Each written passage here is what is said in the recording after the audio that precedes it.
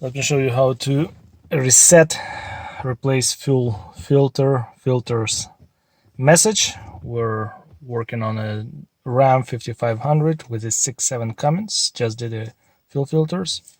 Here's a key in my hand. Let's put it in ignition. There you go. Keys in ignition. Let's turn to the run position. Don't start the truck. It's a second position. 1, 2. Okay. Dash is lit. As you can see, we have message, replace fuel filters. All right, now we have to get into the menu where the filters are. Okay, just pressing this button. I'll just scroll through. Okay, see, this is oil life. Going one down. And the fuel filter reset, we're at 0. You see the reset. Wanna press this guy, point to the right. There you go.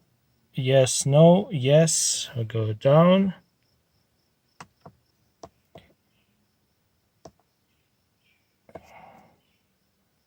%. Let's go. Beautiful. Yeah, that's it. We reset. Now we can go back into the menu we want, vehicle, all that info, and go and see the messages. We had a message over here, one message to get our filters served, and we have 0 now. Yeah, no messages. Light is reset. Can screen, go to vehicle info and set your favorite gauge summary. That's what I like. Yeah, that's it. We reset. Now we can start the truck. There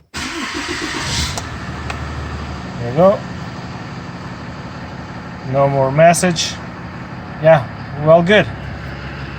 Thank you so much, guys, for your time watching this video. If it's helpful, informational, thumbs up, subscribe to the channel.